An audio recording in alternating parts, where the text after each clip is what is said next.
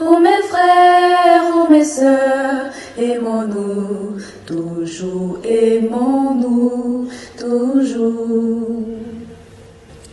Lui pour toujours, c'est Dieu qui nous unit, son amour nous conduit et nous rassemble tous sous son aile. Par le lien de l'esprit, soyons toujours unis. Ô mes frères, ô mes sœurs, aimons-nous, toujours aimons-nous, toujours. D'où viennent les querelles et d'où viennent les haines parmi les enfants de ce royaume? Dans la vie nouvelle, brûlons ces choses vaines.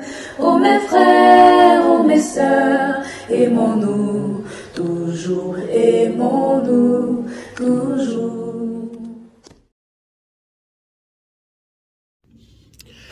Voilà, nous poursuivons cette émission à la découverte des congrégations et cette fois-ci nous recevons deux religieuses des sœurs dominicaines de l'Annonciata. En l'occurrence, sœur Désirée Marcel Niangoran, religieuse dominicaine de l'Annonciata, en mission au collège Sainte Rita en charge de l'internat et aussi professeur de culture religieuse et de la matière EDHC au collège Sainte Rita. Bonjour ma sœur. Bonjour. Vous allez bien? Vous pouvez approcher de mon micro s'il vous plaît. Merci ma sœur. Vous êtes gentille. Et puis, elle n'est pas seule, elle est venue avec et accompagnée de sa sœur Lata Hélène Éléonore ou Éléonora? Éléonore. Éléonore. Éléonore. Il y a un autre nom là que j'aime pas prononcer mais qui est trop chic. Waouh. C'est d'elle qu'il s'agit. Originaire de la paroisse Sainte-Anne de Mpogwe, religieuse dominicaine de l'Annonciata. Et elle est aussi en charge, au niveau, en mission, membre de l'équipe informative chargée de la pastorale vocationnelle. Elle est aussi directrice du groupe scolaire La Providence à Bounois. Elle est aussi l'outil maîtresse de la réalisation de ces émissions parce qu'elle est secrétaire générale de l'Union des religieux et religieuses du diocèse de Grand-Bassam. Bonjour ma sœur. Bonjour mon frère. Soyez les bienvenus dans cette émission. Alors, nous allons découvrir votre congrégation. Qu'est-ce que nous devons savoir sur votre congrégation, présentation et lieu de mission dans le diocèse? Notre congrégation a été fondée par Saint François Cole. Donc, avant de parler de la congrégation, je vais essayer de présenter ce personnage. Saint François Cole est un dominicain. Et comme dominicain, le charisme essentiel, c'est la prédication. Et donc, c'est à travers ces différentes prédications dans la Catalogne, précisément à Vic, dans le village de Moya, qui s'y rendrait pour pouvoir faire des neuvaines, accompagner les mouvements, la catéchèse. Et là, il a découvert des problèmes. 3 problèmes majeurs essentiels, à savoir comment assurer une continuité dans l'évangélisation après son départ et comment permettre aux jeunes, aux enfants surtout, d'avoir une éducation intégrale vu qu'il y avait un manque criard d'enseignants. Et puis, dans les accompagnements avec les jeunes filles, il a découvert que beaucoup de jeunes filles voudraient se consacrer à la vie religieuse, mais n'avaient pas assez de moyens, puisqu'en ce moment, il fallait payer une dot pour entrer dans un couvent. Payer quoi? Une dot. Ça veut dire quoi? Payer des frais. Pour pouvoir rentrer dans un couvent, on devait déposer une certaine somme d'argent. Attendez, vous êtes religieuse, vous voulez utiliser les termes des mariés, oui, dot. Oui, c'est comme ça. Avant, c'était comme ça. On parlait de dot pour entrer dans la vie religieuse. Ce n'est pas un terme. C'était comme ça que ça s'est passé. Chaque candidat à la vie consacrée devait payer une certaine somme qu'on appelait dot. Et donc, les filles de la région de Moya n'avaient pas assez de moyens pour pouvoir payer cette dot. Alors, il s'est dit que faire. Et comme dominicain, il a ruminé tout cela dans la prière, comme on dit, contempler et faire contempler le fruit de ta méditation. Et c'est dans cette méditation-là que l'Esprit Saint l'a insufflé de pouvoir fonder une congrégation qui pourrait répondre à ces 3 besoins, c'est-à-dire donner une éducation solide aux jeunes et aux enfants, permettent de continuer la pastorale d'évangélisation et offrir un espace aux jeunes filles qui voudraient se consacrer. Voilà un peu les éléments qui ont constitué la fondation des Sœurs dominicaines de l'Annonciata. Donc vous n'êtes pas dominicaine en fait. Si, nous sommes dominicaines. Vous êtes les filles d'un dominicain. Nous sommes les filles d'un dominicain, mais comme il était dominicain, il a voulu que notre congrégation soit insérée dans l'ordre dominicain. C'est pourquoi, quand tout à l'heure... Des petites filles dominicaines. Voilà, ou peut-être des arrières petites filles dominicaines. Mais pleinement, on a pleinement le sang dominicain dans notre corps. Parce que tout à l'heure, quand la sœur Désirée va prendre la parole, vous allez voir qu'il s'agit des insignes, du charisme. Vraiment, tout a été hérité de l'ordre dominicain. Et même nos constitutions, ce qu'il fait, notre vie, notre loi, a été ratifiée par le maître de l'ordre d'antan. Voilà. Le maître de l'ordre. Le maître de l'ordre, c'est celui qui coiffe un peu toute la famille dominicaine, frère qui prie. L'ordre. Voilà. Et donc, la congrégation va être fondée le 15 août 1856. Ça fait 167 ans que nous existons. Et la mission essentielle des Sœurs dominicaines de l'Annonciata, voilà, c'est l'éducation. L'éducation des jeunes. Et notre Père Saint-François a été canonisé par le pape Benoît XVI, et vraiment l'annonce de son décès nous a vraiment peiné et nous avons pensé à tout ce qu'il nous a donné comme conseil pendant la canonisation. C'est vraiment le lieu de prier pour le repos de son âme. Je vais maintenant donner la parole à Sœur Désirée qui va nous présenter l'arrivée des Sœurs dominicaines de l'Annonciata dans le diocèse. Et après, je vais rebondir pour parler un peu des Sœurs dominicaines de l'Annonciata en général. Donc, Jean, vous allez vous grouper sur moi quoi, dans ma propre émission. D'accord, je vous écoute. Merci, ma sœur, de me passer la parole. Dans le diocèse... Et moi, vous ne me remerciez pas aussi? Merci, frère. Oui, de m'autoriser à prendre la parole dans votre émission, notre émission. Oui, allez-y, ma sœur. Dans le diocèse de Grand Bassam, qui constitue également notre premier lieu d'implantation en Côte d'Ivoire, nous nous sommes installés le 20 septembre 1975, d'abord à Ono, sous l'invitation de feu cardinal Yago. Ono, c'est où? Ono, c'est après Bonois. Il y a une ville là-bas qu'on appelle Ono. Non, c'est pas une ville. C'est quoi? C'est un grand campement qui s'est développé au fur et à mesure. Et qui est devenu quoi aujourd'hui? C'est toujours un grand campement. Mais... Ono. Ono, oui. C'est à part de quel gars qu'on connaît qu'on arrive là-bas? À Boisseau? Non. Maféré? Avant d'arriver, on n'arrive pas à Boisseau. C'est où? Quand vous êtes déjà à Bonois, vous prenez les cars qui vont, le véhicule qui va à Samo, un peu dans ce côté-là. On n'arrive pas à Samo, on n'arrive pas à Boisseau plutôt.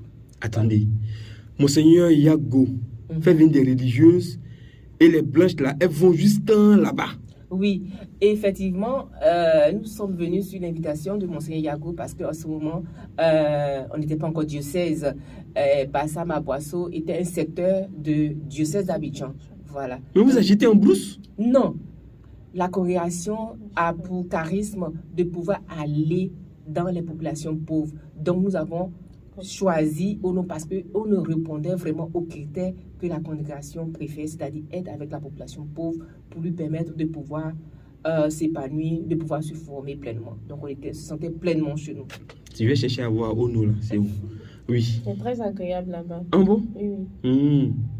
Et donc la mission a débuté avec 5 sœurs venues d'Espagne, des sœurs espagnoles, et nous avons la chance, la grâce d'avoir une toujours sur le sol ivoirien qui est avec nous au collège Saint-Rita, que je salue au passage, la sœur Anne-Marie Castagno. Ah ouais. Oui. Mais il va falloir qu'on l'interroge celle-là.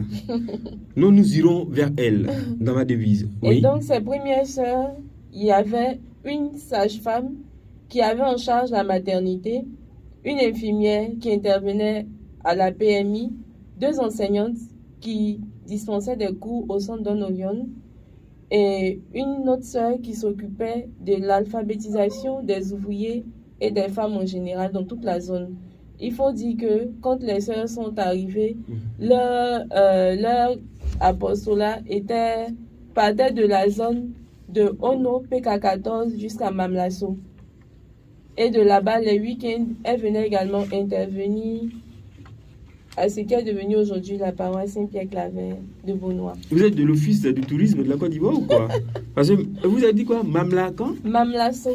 C'est quoi? Ça existe encore ça? C'est une ville? C'est un village? Non. C'est aussi un campement? Dans le temps, c'était les grands campements. Dans le diocèse de Grand Bassam? Oui, mais jusqu'à aujourd'hui, se sont vraiment Toujours. développés. Oui. Il y a des villas là-bas, tout ça? Oui, il y a tout ça. D'accord, ok, allez-y. Et donc, bien qu'étant à Ono, la mission des sœurs, comme je le disais, s'étendait de PK, Ono PK 14 jusqu'à Mamlasso. Et les week-ends, elles venaient à Beaunois pour la pastorale. Et 2 années avant elles, les pères Don Orion étaient déjà là. Donc, elles collaboraient avec eux dans la pastorale. Et sur la paroisse, donc, qui est Saint-Pierre-Claver aujourd'hui, elles ont commencé à organiser les paroissiens pour la catéchèse, les groupes de prière, les chorales, ainsi de suite. Et c'est ainsi qu'un groupe de parents élites de Beaunois vont solliciter les sœurs pour la gestion du collège qu'ils aimeraient fonder pour un meilleur encadrement des jeunes filles d'alors. Parce que en ce temps, il faut le dire, la plupart des jeunes filles arrêtaient l'école dès la classe de CM2. Oui. Pourquoi? Il n'y avait pas de collège.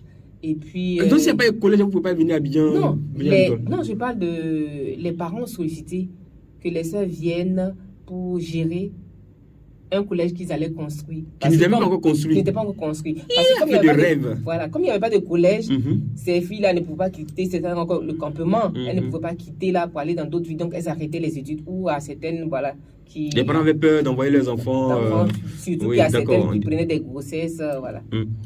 Il faut noter que ce collège devait avoir en son sein déjà un internat. D'accord. Voilà. Et donc, depuis lors jusqu'à aujourd'hui, les sœurs sont toujours... Donc, quand ils ont sollicité les religieuses et qu'elles ont donné leur accord de principe, ils se sont mis en route et ils ont construit le collège, effectivement. Oui.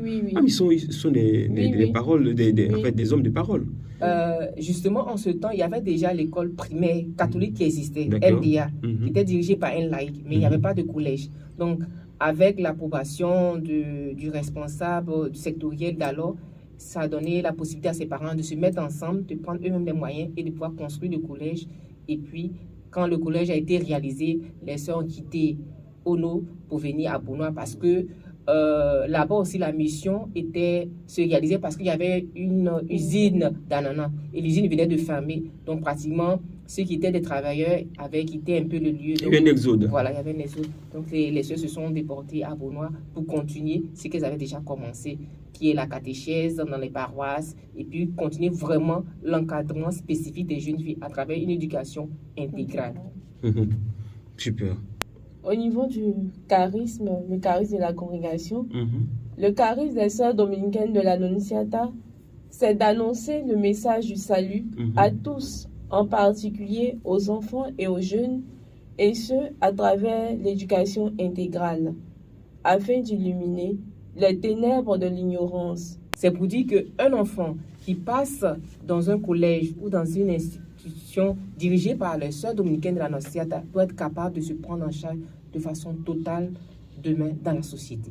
Et qui puisse être se donner aussi au Seigneur si il se laisse interpeller par cette voix de Jésus-Christ.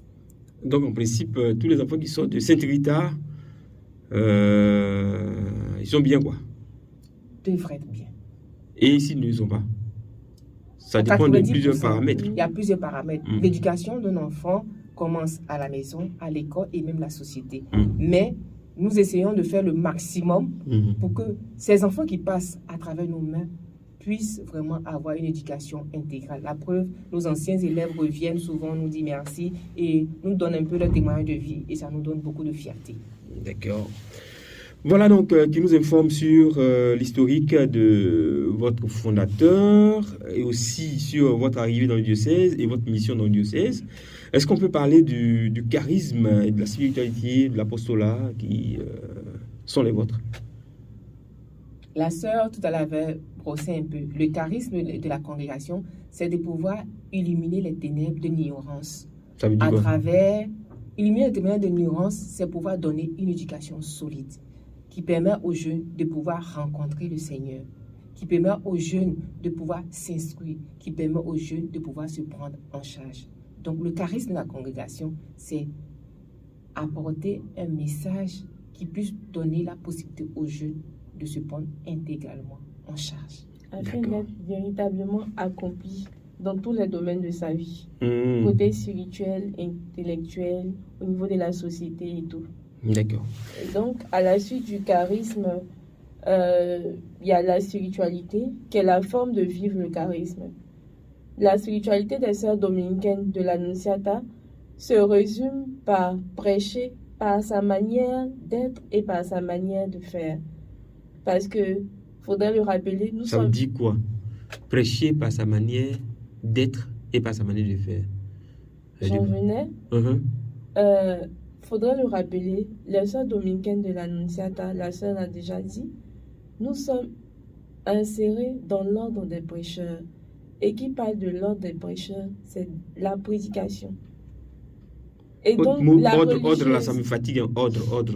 la religieuse dominicaine de l'Annonciata Mhm. devrait pouvoir vivre et intégrer. Pourquoi devrait? Doit vivre. Mhm. Doit Ou vit? Vie. Mhm. D'accord. Ah, toi, merci. dites-moi bien. Qu'on devrait pouvoir vivre. Vie. S'il y a des noms, dites-moi. Non, non, Il y a pas Ah, de- d'accord. il y a pas de- Merci, frère, de donner la possibilité de bien expliquer les choses. Voilà. doit vivre cette prédication. Mhm. D'abord, c'est parce qu'elle aura bien vécu qu'elle sera en mesure de l'apporter aux autres. Voilà pourquoi nous disons que la spiritualité des sœurs dominicaines de l'Annonciata se résume par prêcher par sa manière d'être et par sa manière de faire. Par ma manière de faire, mon témoignage de vie doit séduire d'autres personnes et les amener à Christ. Mhm. On parle aussi de spiritualité de l'incarnation. Mhm. Parce que comme le nom l'indique, sœur dominicaine de l'Annonciata, Marie qui a donné une réponse positive à l'ange qui l'invitait à porter le Fils de Dieu en son sein. D'accord. Aujourd'hui, nous devons aussi donner des réponses positives à notre société, c'est-à-dire en étant attentifs Mhm. à tout ce qui pourrait toucher notre société, les porter devant le Seigneur, réfléchir en communauté, partager nos expériences et à partir de cela donner une réponse qui puisse être en adéquation avec les besoins de notre société. Notre spiritualité est toujours, on pourrait dire, d'actualité, est toujours en train de se refaire parce que cela dépend des différents milieux de vie dans lesquels nous sommes insérés. Le dernier jubilé que vous avez célébré, c'est lequel? Nous avons célébré les 150 ans de la congrégation. 150 ans après la création de cette congrégation, Mhm. est-ce que vous êtes resté fidèle à l'idée de votre fondateur? Oui, on pourrait dire que 150 ans après cette célébration, nous sommes restés fidèles. Déjà, la congrégation s'est implantée dans 4 continents. Et en Afrique, la congrégation est implantée dans 5 pays, à savoir la Côte d'Ivoire, le Cameroun, le Rwanda, le Bénin et le Burkina. Et après cela, nous voyons que les sœurs dominicaines de l'Annonciata, qui C'était sont- le désir, c'était le vœu de votre fondateur oui, que vous soyez à nous travers. puissions nous étendre dans les différents continents D'accord. et dans d'autres pays. Et Un autre que désir. également que les congrégations puissent être diverses et se multiplier. Aujourd'hui, on n'a pas seulement des sœurs qui viennent de la Catalogne, nous avons des sœurs qui viennent du Vietnam, un peu partout.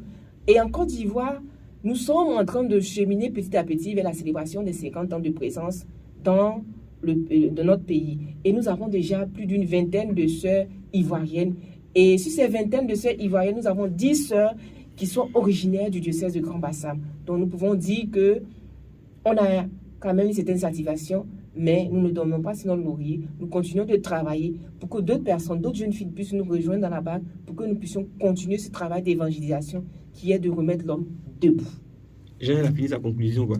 Non, je j'ai pas réponds fini. à la J'ai conclusion. Oui. Votre fondateur a dit, parce qu'il était dominicain, Oui. Exact. il n'a pas voulu, enfin il est resté toujours dominicain, Si. mais il a dit, il veut des petites sœurs qui, elles, vont s'occuper de quelque chose en particulier. Oui. Vous avez dit qu'il a souhaité que vous soyez dans le monde entier, vous êtes sur tous les continents, ok. 4 continents. Après, il a voulu que vous vous occupiez de qui? Des jeunes. Des jeunes. Est-ce que vous vous occupez toujours des jeunes? Oui. En quoi faisant? Effectivement, dans nos différentes missions que nous avons jusqu'aujourd'hui, nous avons des écoles. Dans tous les pays où nous sommes, nous avons des écoles. Nous imprégnons dans la catéchèse, nous imprégnons dans l'accompagnement des jeunes. Nous continuons d'assister nos frères les prêtres dans ce qui est de la vie, l'évangélisation à notre manière, soit dans les célébrations, puisque nous sommes dans des zones. Quand nous prenons la zone du Bénin, par exemple, du Nord Bénin, c'est une zone où il n'y a pas encore assez de prêtres. Et les sœurs continuent toujours de faire des célébrations, de pouvoir assister certaines personnes qui sont en difficulté. Voilà, qui font le travail des prêtres, sauf la célébration eucharistique. Vous entrez dans l'ordre des sœurs de Michael d'Annonciata. Et puis vous faites Je vous salue Marie Somo, cuisinière, vous nettoyez le sol, c'est tout? Non. Les écoles que nous dirigeons, généralement, c'est les sœurs même qui s'en occupent. Donc, c'est-à-dire, nous sommes vous nettoyez la cour, tout ça, c'est tout? Nous dispensons des cours. Donc, ça veut dire quoi? Nous avons reçu une formation pour cela. Ça veut Par dire quoi? exemple, si on va parler du cas de la Côte d'Ivoire, oui. Certaines sœurs ont fait l'INS, elles ont fait quoi? l'INFAS. Donc, nous avons des sœurs infirmières, nous avons des sœurs qui enseignent, des professeurs d'espagnol, des professeurs de lettres. Non. Nous avons des sœurs qui sont professeurs des Glutius Saintes. Des Glutius Saintes aussi? Oui. Donc, nous faisons la théologie. Vous faites la médecine aussi? Oui. Il y a des sœurs, des sœurs qui sont des religieuses qui font la médecine. Qui sont actuellement au Burkina. Il y a une qui est en train de faire l'infirmerie, l'autre en train de faire la médecine. Il y a une qui est à Rome actuellement, la sœur Vigile, que nous saluons au partage, c'est celui qui nous écoute, qui est en train de faire la formation en liturgie. Voilà. Et une autre qui est au Cameroun, qui est en train de faire une formation en théologie. Voilà.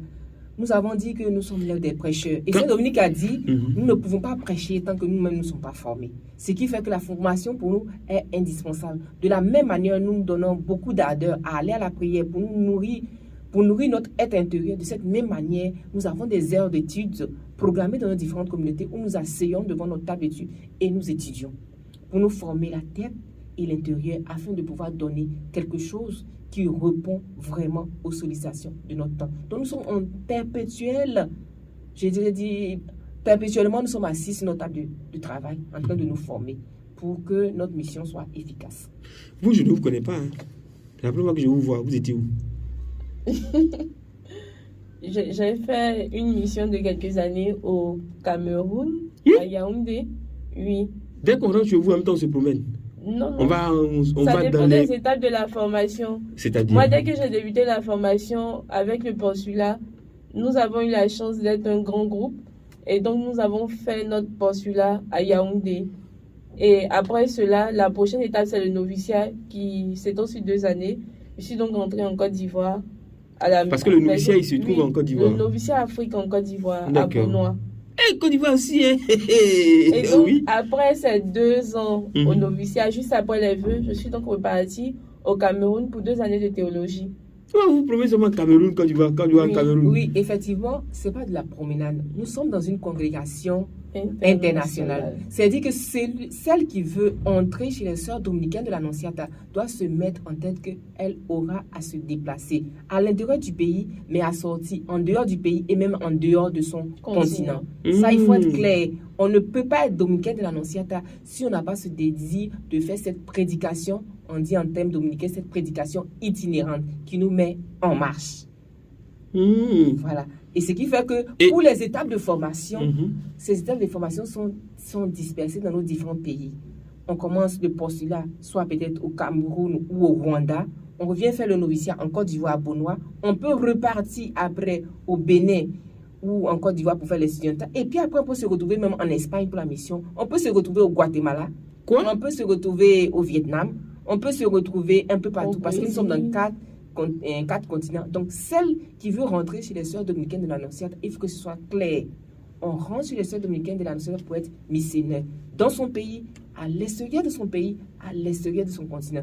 Et pour cela, il faut avoir le minimum pour rentrer chez les sœurs dominicaines de l'Annonciata. C'est quoi? Le minimum bac. Parce que quand vous allez rentrer dans la congrégation, vous allez continuer la formation pour avoir une formation spécifique, soit dans l'enseignement, soit dans la santé, mais vous allez continuer. Et comme nous sommes toujours en perpétuelle attitude d'étude, on ne peut pas rentrer avec un niveau bas. Ça ne va pas nous permettre de pouvoir étudier. Parce que l'étude demande quand même que nous ayons un certain background. Voilà. Donc, une sœur dominicaine de l'Annonciata ou alors une jeune qui veut être dominicaine de l'Annonciata doit avoir l'amour pour des l'étude. études. Oui, des études. Qu'elles soient des études, que ce soit des études En théologiques général, ou alors des théologique, études, spécifique. oui, profanes. Mhm. Tout ça, ça rentre dans la mission. C'est Comme- Dominique l'a fait. Mhm. Il a été itinérant. Il n'a pas dit je suis espagnol, je reste en Espagne. La preuve, il a fondé l'ordre en France, dans la région de Toulouse. Donc là, actuellement, vous parlez espagnol aussi. Oui, c'est la langue de la congrégation. Quand nous sommes réunis pour les grandes rencontres, Mhm. c'est en espagnol d'abord. Que vous parlez? Oui, Vous parlez anglais aussi. anglais, un peu. Vous êtes en Italie? Oui. Donc, Nous vous parlez sommes en italien aussi? Italie. Certaines sœurs parlent Certaines italien, sœurs. certaines sœurs parlent bien l'anglais. Et la plupart de nous, on parle assez bien l'espagnol. Oui, parce que dès le début de la formation, c'est la langue Officiel. officielle. Congrégation. Oui. Là, nos documents essentiels sont en espagnol. Donc, il faut les lire, il faut les comprendre. Voilà. Yo! Ah, ça. Ah, super, c'est intéressant ça, parler avec vous. Alors donc, on l'a dit, hein, les jeunes qui veulent entrer doivent avoir un amour prononcé pour les études Oui, oui. En général, et puis pour les études spécifiques en théologie, ainsi Et de il suite. doit avoir aussi un amour pour le Christ. Parce que nous sommes des chercheuses de Dieu. L'ordre est né parce qu'il y avait un problème de compréhension de ce que c'est que le Christ. Et c'est à partir de là que Saint Dominique a dit il faudrait que les prêtres soient bien formés en théologie pour pouvoir porter le vrai message à ceux et celles qui nous écoutent. Donc d'abord, l'amour pour Jésus, comprendre, rechercher à vivre une expérience forte avec le Christ. Qui est Jésus pour moi? Et qui est Jésus que je peux porter aux autres? Et à côté de ça, cette formation profane qui va nous aider aussi à travailler dans les domaines spécifiques. Qui est Jésus pour vous? Jésus, c'est mon tout. Et vous? C'est l'idéal. Ça veut dire quoi? Vous aimez les gros mots. Comment est-ce qu'on vous reconnaît dans la ville? Dans la vie, pour nous reconnaître, nous avons d'abord notre tenue qui est composée de 3 grands éléments. Le scapulaire. C'est quoi que vous avez scapulaire? Le scapulaire. Quand nous portons notre tenue, il y a une autre tenue qui revient en dessus. Voilà, c'est le scapulaire. La couleur? C'est le blanc. D'accord. La tunique est de couleur blanche également. Nous avons Blanc cassé ou blanc blanc? blanc cassé, Blanc beige. Oui, ça dépend. Ça dépend, hein? Oui. Ça dépend de moi. Allons-y, on continue. Et puis, à côté de cela, nous avons le voile qui est tout noir et une petite bande blanche qui passe par-dessus. Qu'est-ce que le blanc rappelle? Le blanc rappelle l'innocence, la pureté, la lumière. Et le noir fait référence à l'humilité, l'austérité et rappelle également la condition des pécheurs. Pour sortir des ténèbres, nous avons ce désir-là de travailler, de prier afin de nous éloigner des ténèbres pour arriver à la lumière, à la vérité véritable. Est-ce que vous avez une vie de prière, vous là? Depuis là, on ne parle même pas. Vous êtes là où on travaille ici, on enseigne ici, on soigne ici. Oui.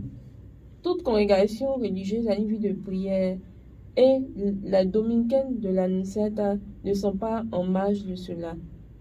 La prière fait partie de nos piliers. Nous avons 4 piliers essentiels. Et donc, dans ces différents piliers, la prière occupe une très grande place. La prière des dominicaines de l'Annonciata, elle est communautaire, mais elle est aussi personnelle.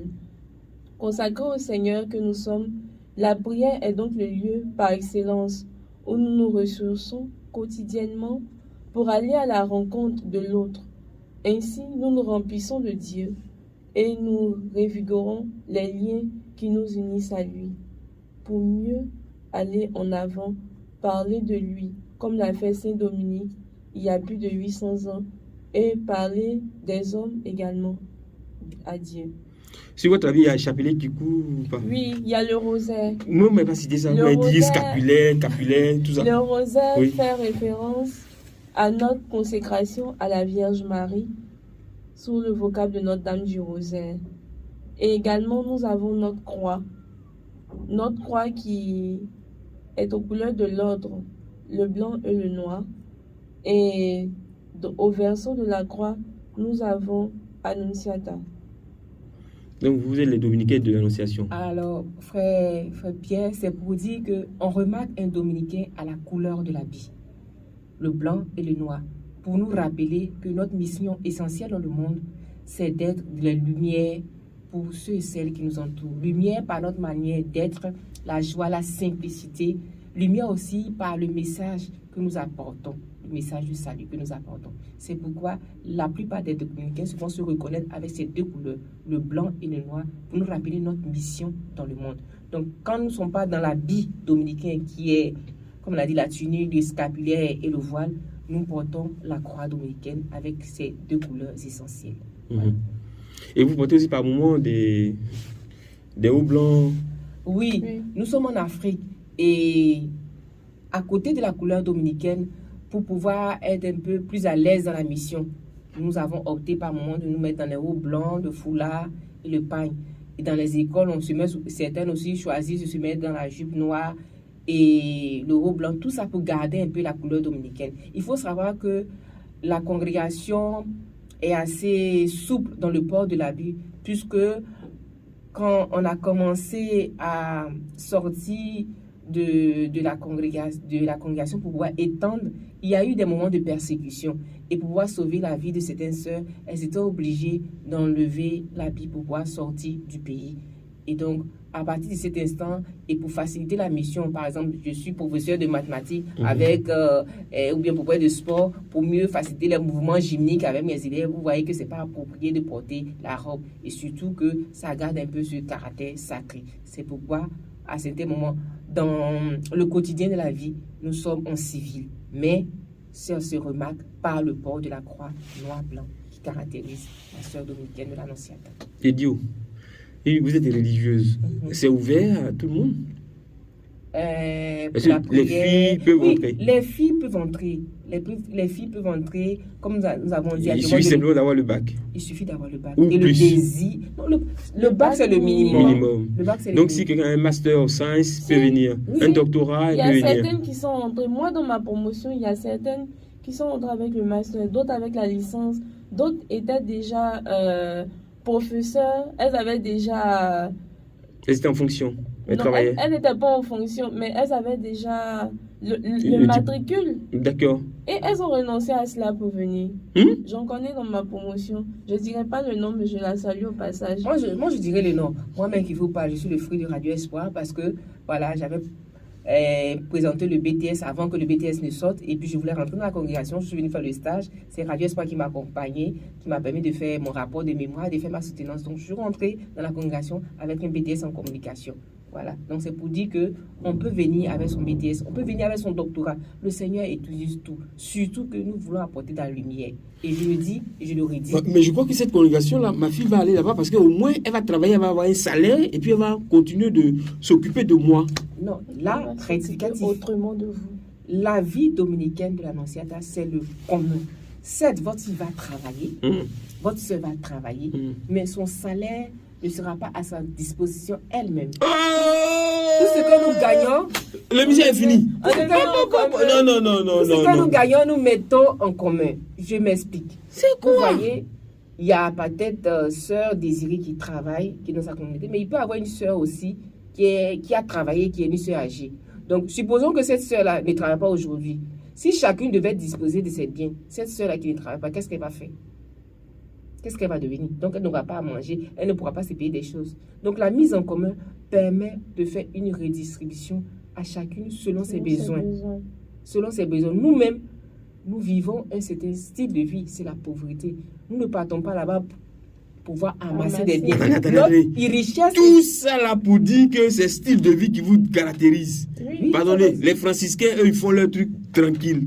Vous là, on va aller à l'école jusqu'à avoir doctorat, tout ça, oui. Et puis même les franciscains dont vous parlez, la plupart des congrégations religieuses font la mise en commun.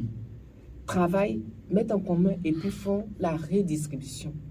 Pour permettre à celles qui sont à la maison, qui sont âgés, qui sont malades, de bénéficier aussi des apports des unes et des autres. Parce que si nous voulons vivre comme dehors, pour dire chacun mange ce qu'il a produit, ça veut dire que nos sœurs qui ont travaillé avant ne vont pas vivre aujourd'hui. Or, ce que nous sommes aujourd'hui, c'est le fruit de leurs efforts. Elles ont parcouru des villes, elles se sont saignées pour nous permettre de continuer même la formation. Et elles continuent de se saigner, puisque quand nous partons pour les missions, elles restent à la maison, elles gardent la maison, et pour certaines même, elles nous préparent de la nourriture. Donc, je pense qu'il est juste de pouvoir partager, de mettre tout en commun. Et ça nous évite même beaucoup de problèmes, trop de soucis. En tout cas, merci beaucoup d'être passé nous voir pour nous donner toutes ces informations. On retiendra donc que les dominicaines de l'Annonciata sont toujours en train de... En fait, attendent toujours de nouvelles vocations. Oui. J'aimerais rebondir, si possible, sur les piliers. C'est pas possible. C'est pas possible. Sur mes piliers. Allez-y, je vous écoute. Merci.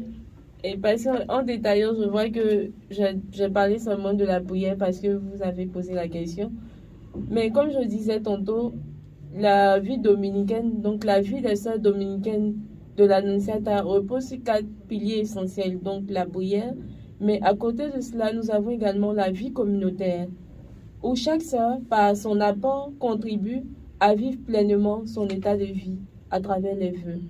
Le vœu de pauvreté, le vœu d'obéissance, le vœu de chasteté. À côté de cela, nous avons l'étude, qui est un moyen par lequel nous nourrissons notre contemplation, nous pénétrons la parole de Dieu afin de prêcher à temps et à contre-temps.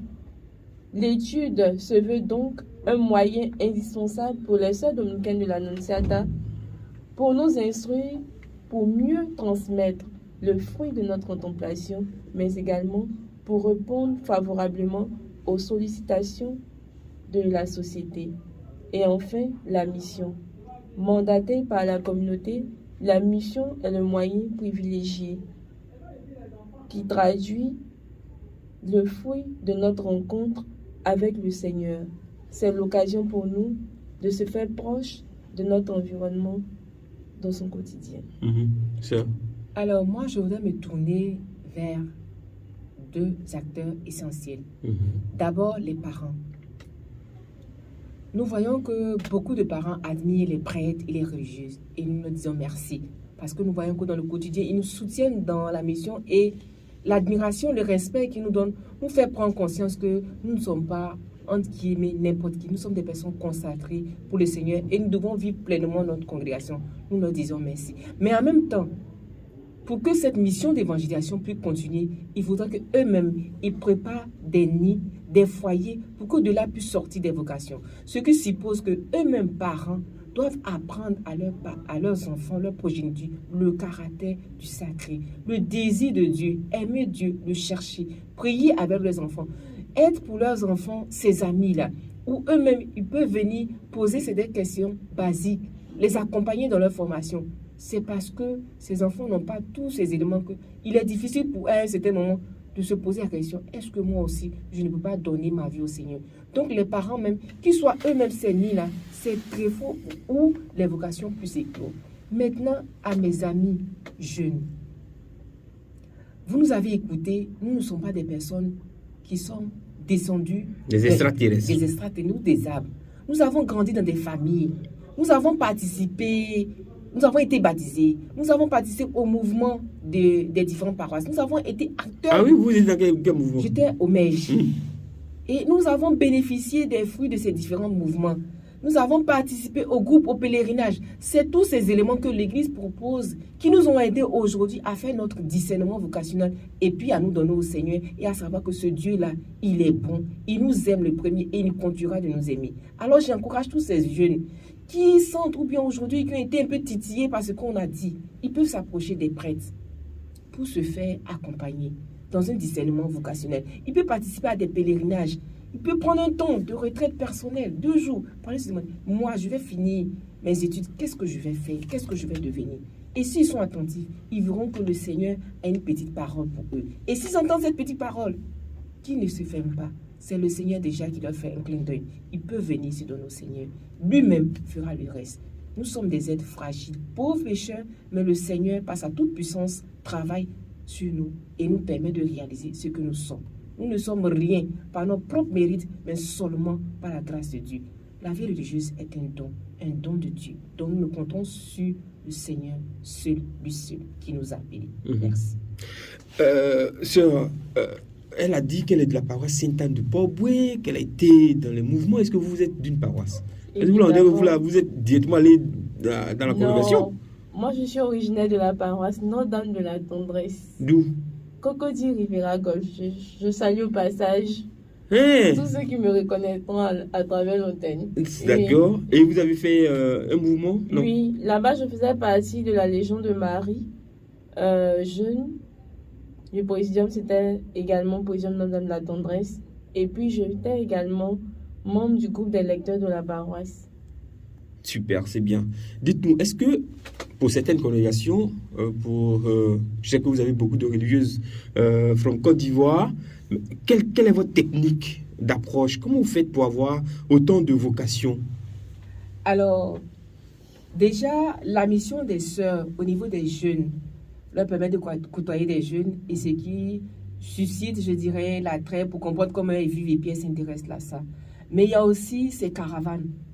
Depuis l'année dernière, au niveau de la congrégation, nous avons essayé d'initier des caravanes vocationnelles. Nous partons dans certaines paroisses, nous essayons d'échanger avec les jeunes, nous leur proposons l'idéal des sœurs dominicaines de l'Annonciata et puis nous restons en contact avec ces jeunes. Nous essayons de partager toute une journée ou bien un week-end avec ces jeunes et ils apprennent à nous connaître, à nous découvrir et puis certaines après reviennent vers nous pour participer à des sessions, à des camps de formation. Donc nous organisons des camps de formation, des sessions et des week-ends de formation pour permettre à ces jeunes qui s'interrogent de pouvoir réfléchir et de voir qui sait si notre charisme rentre dans ce qu'ils sont plus profondément. Comment vous avez découvert les sœurs, les religieuses? Moi, j'ai découvert les sœurs dominicaines de l'Annonciata par le biais de mon père spirituel que je salue au passage, le père Casimir Jean-Dieu Kwao. Je lui ai parlé de ce que je ressentais. Et donc, depuis que j'étais étudiante, il avait commencé à me suivre. Et j'avais donc commencé à participer aux sessions des sœurs. J'ai commencé avec les sœurs qui étaient sur ma paroisse. Et par la suite... Quelles sœurs? Les dominicaines? Non. Sur ma paroisse, il n'y a pas de dominicaines. Sur ma paroisse, il y a les sœurs missionnaires du travail que je salue au passage. D'accord. Et puis, il y a également les sœurs Notre-Dame de l'Incarnation qui viennent pour la mission.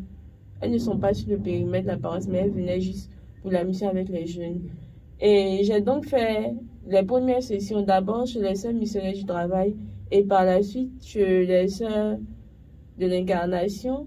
Mais je sentais toujours quelque chose que je n'avais pas encore véritablement trouvé dans ces deux congrégations.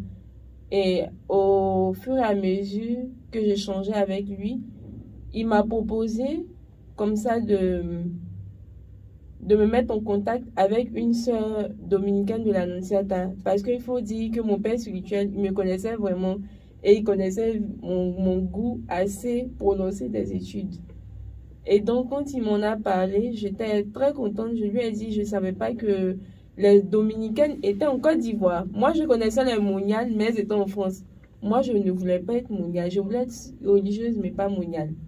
Et donc, quand il m'en a parlé, je suis donc allée, j'ai rencontré la sœur. Et dès qu'elle m'a parlé du charisme, tout de suite, je me suis dit intérieurement, c'est ici. Et c'est parti. C'est chic. Oui.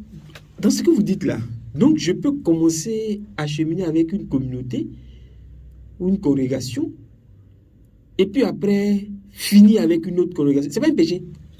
Non, c'est pas un péché parce que les paroisses certaines paroisses ont des congrégations sur place. Ici à Sainte-Anne, nous avons les sœurs claritaines. Et c'est vrai qu'en les voyant, j'étais contente de voir des sœurs qui s'occupent des jeunes et tout ça.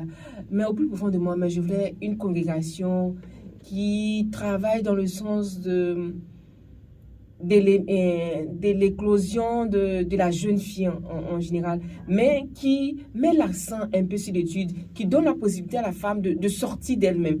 Et quand j'ai rencontré les sœurs dominicaines de l'Annonciata avec ce charisme qui met en avant l'étude et la prière à un certain niveau, je dis super, c'est cette congrégation qu'il me faut. Parce que dedans, je vais toujours être constamment en train de me former pour que ma réponse ne soit pas une réponse caduque. Chaque jour soit une réponse actuelle.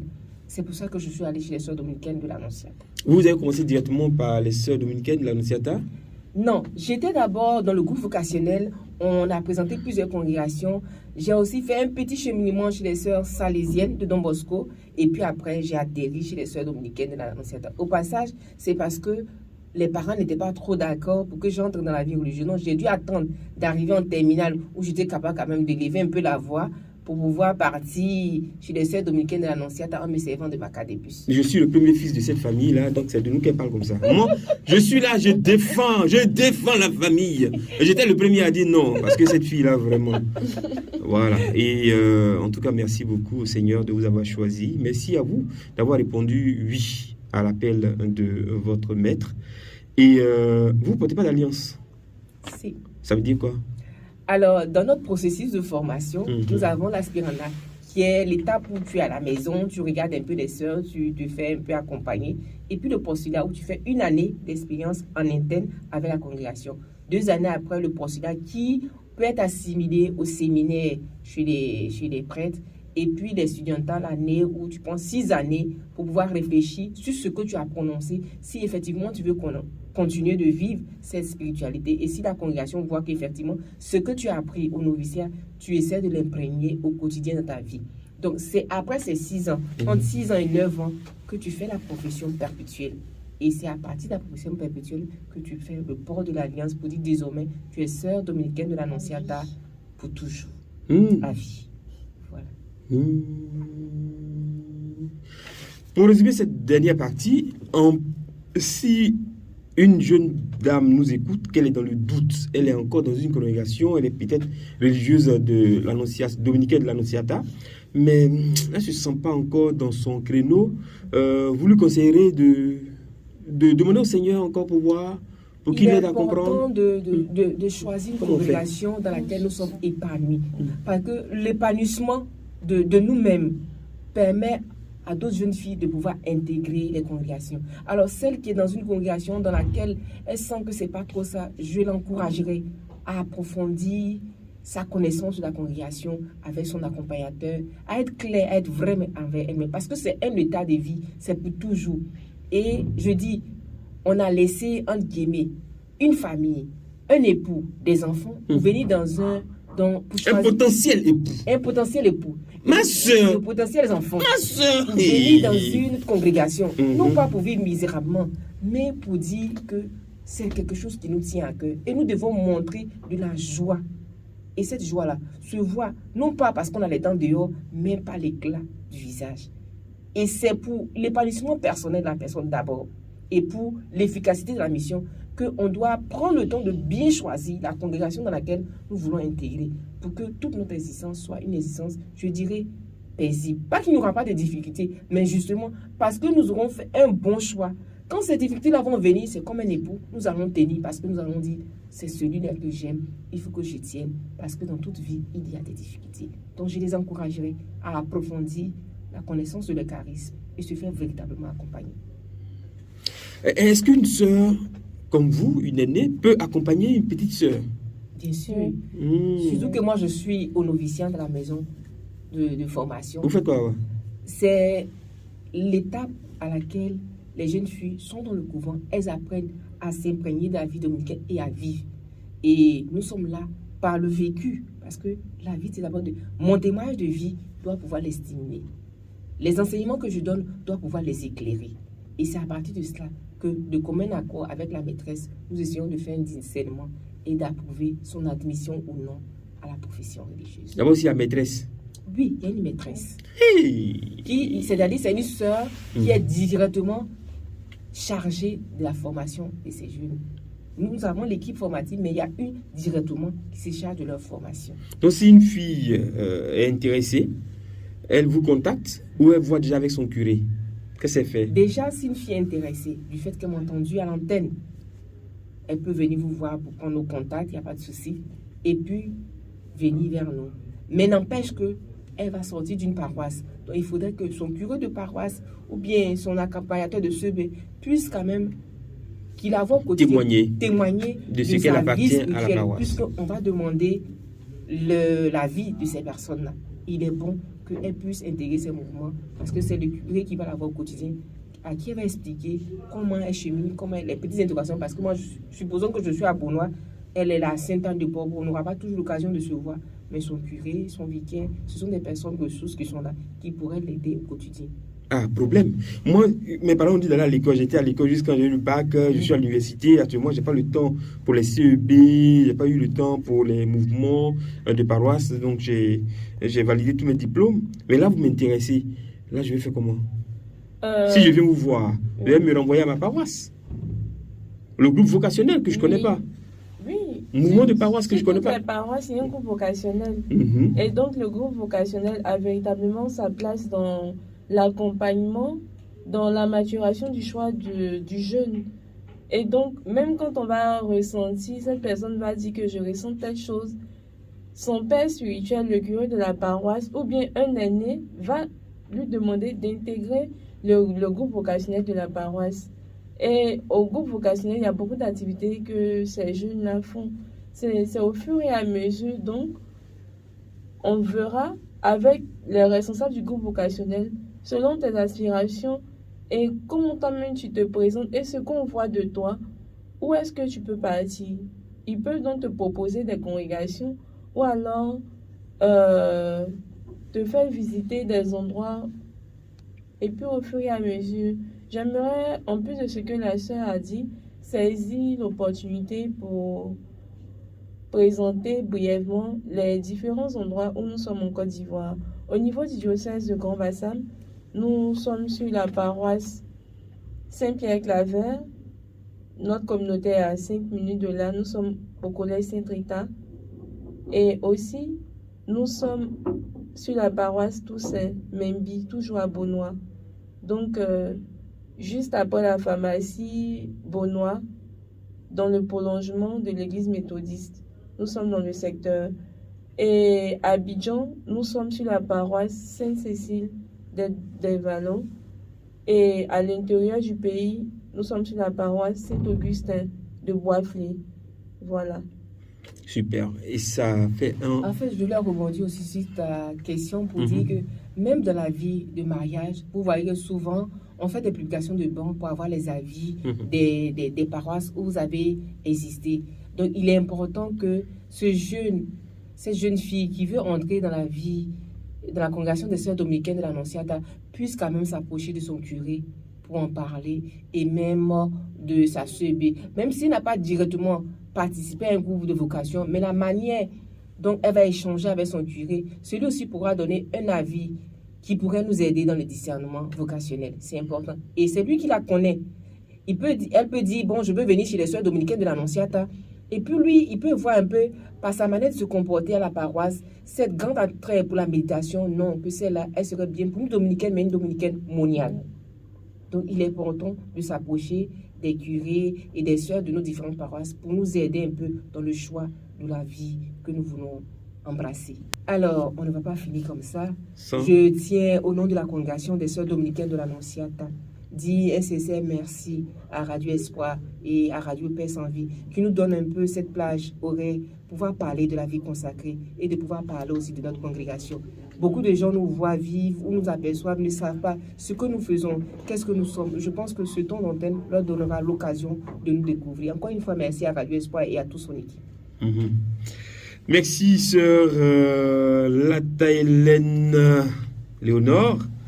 Je rappelle que vous êtes religieuse dominicaine de l'Annonciata, originaire de la paroisse Sainte-Anne de Port-Boué, sœur Désirée Marcel Niangoran, religieuse dominicaine de l'Annonciata, en mission au collège Sainte-Rita, en charge de l'internat et professeur de culture religieuse, et EDHC au collège Sainte-Rita. Vous êtes originaire de la paroisse Notre-Dame de la Tendresse, de la rivière à Golfe. En tout cas, merci d'être passé nous voir.